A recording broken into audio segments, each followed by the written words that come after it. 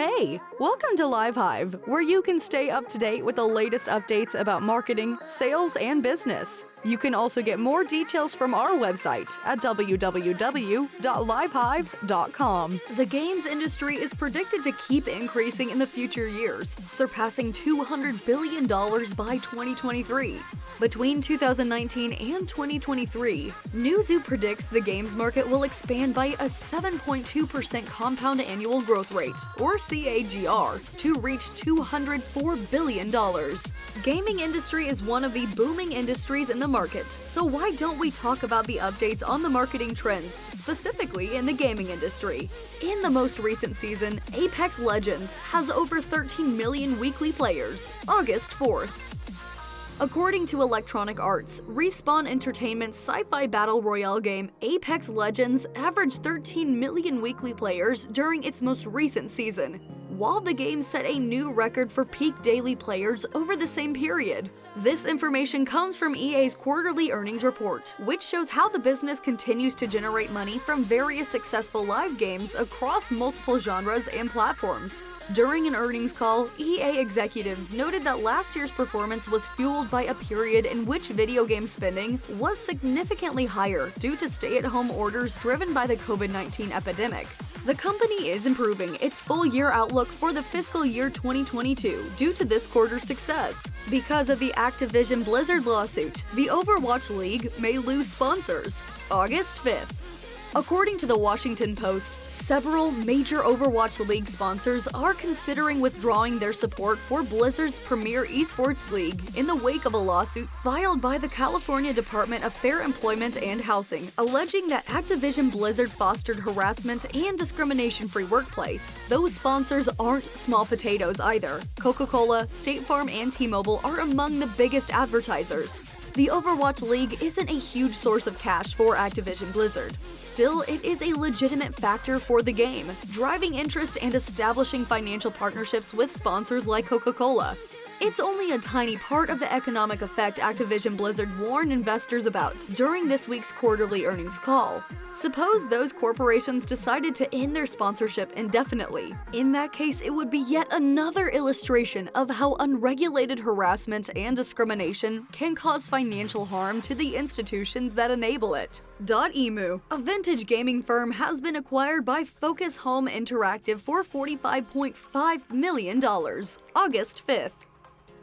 Focus Home Interactive, a French publisher, has purchased a majority stake in Dotemu, a retro game developer, for $45.5 million. Focus Home will acquire 77.5% of Dotemu stock as part of the acquisition.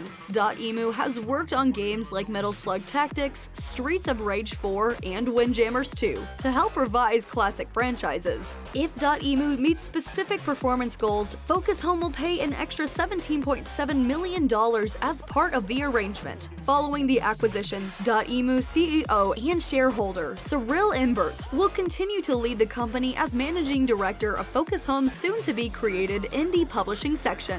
Focus Home CEO Christophe Nobilo stated that the acquisition will help the company to accelerate its growth, broaden its skills, and generate new revenue streams.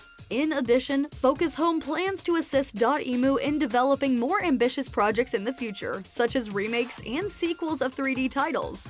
Square Enix's sales are on the decline, despite the release of Outriders and a remake of Nier Replicant. Square Enix's digital entertainment business, which houses its video game operations, reported decreased net sales and operating profitability. According to the company's fiscal report for the quarter ended June 30th, 2021, net sales were $636 million, down 6% year-over-year, while operating income was $156 million, down 34.2%. Net sales climbed by 1.8% to $808 million across the board, but earnings fell by 11.9% to $1,114 million. In just over 4 years, the Nintendo Switch has sold 89 million copies, August 5th. After just over 4 years on the market, the Nintendo Switch has surpassed 90 million sales. According to Nintendo's latest financial report since its introduction in March 2017, the console has sold 89.04 million copies. To put that in perspective, that's more than 6 times what its predecessor, the Wii U, managed throughout its entire life. It also means the Switch is on track to become the best-selling Nintendo home console of all time, surpassing the Wii's lifetime sales record of 101.63 million, especially since the Switch OLED model has yet to be released. Nintendo claimed Switch hardware and software sales remained stable in the first quarter of 2021, despite an overall reduction caused by Animal Crossing's strong performance the previous year. According to Nintendo, full-year Switch hardware sales are expected to reach 25.5 million units, suggesting the console could get 110 million lifetime sales by March 2022. Nintendo's net sales and profitability are down because Animal Crossing raised the bar too high, August 5th. In Nintendo's newest financial report, there's an Animal Crossing-shaped hole. The adorable island life simulator made a splash when it was released at the end of March last year, thanks partly to the fact that it was the newest entry in a hugely successful franchise, and partly because the pandemic left the entire world with nothing better to do than fall prey to Tom Nook's shady lending schemes. But according to Nintendo, New Horizons set an exceptionally high bar after selling 22 million units by June 30th, 2020, which is why net sales and profits have fallen despite solid hardware and software sales. Manta-Ray, a new F2P studio founded by Popcap alumni, has opened in London. August 6th.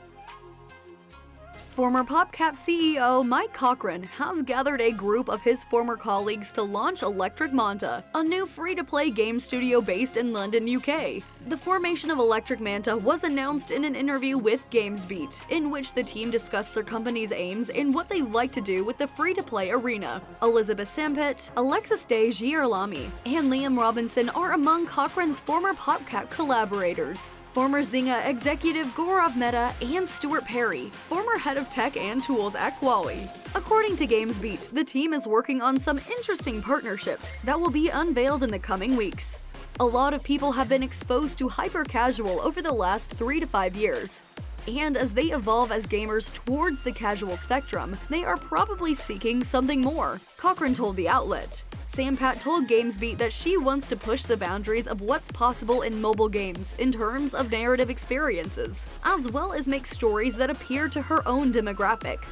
Niantic has formed an internal task group to address Pokémon Go's fans' concerns, August 6th. To address recent fan concerns about interaction distances in Pokémon Go, Niantic has formed an internal cross-functional team.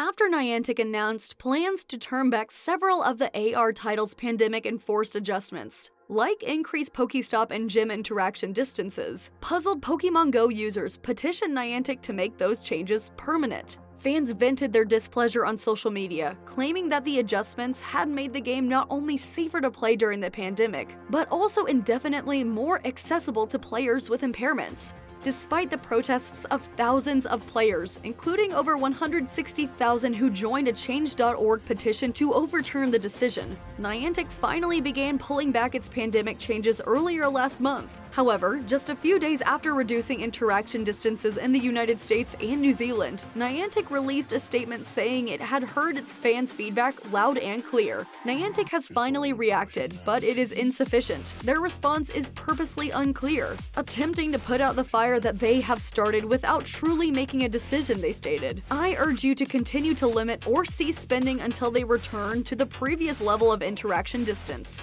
Thank you for your assistance. Keep the pressure on. Sega's game sales are down, but freemium games and fresh releases are performing strongly, August 6th. Despite a fall in full game sales, Sega's Entertainment Contents division, which contains its video game operations, generates cash from free-to-play titles and new releases. Sega sold 6.58 million units in Q1 2022, compared to 12.98 million units in Q1 2021, despite falling full game sales in the consumer sub-segment. Free-to-play games like Phantasy Star Online 2 New Genesis and new releases like Total War Rome Remastered, on the other hand, helped to make for the shortfall, according to Sega. Overall, Sega said its entertainment content segment outperformed forecast. The company expects $1.9 billion in sales and $209 million in operating profitability for the entire year. Zynga has paid $525 million for the Chinese mobile studio behind Golf Rival, August 6th. Zynga has paid $525 million in cash and stock for the creator for Golf Rivals, Starlark. To purchase the China-based mobile studio and the Golf Rival franchise, Zynga will pay around $315 million in cash and $210 million in common stock. Golf Rival received 6 million downloads in 2021 alone, earning it the title of the world's second-largest mobile golf game. Zynga CEO Frank Gibeau stated that the business aims to continue supporting the real-life online golf game and assisting Starlark with new projects. With the acquisition of Golf Rival, Zynga gains a brilliant team with a track record of creating worldwide hits, as well as increasing Zynga's international footprint with a new studio in China, Gibeau added. The revelation comes just a few months after Zynga acquired Extra Games, the creator of Torchlight 3, as well as Chart Boost, a mobile monetization and advertising program. Don't forget to leave a like and subscribe so you can join the LiveHive squad and be a part of our channel. Thank you for watching.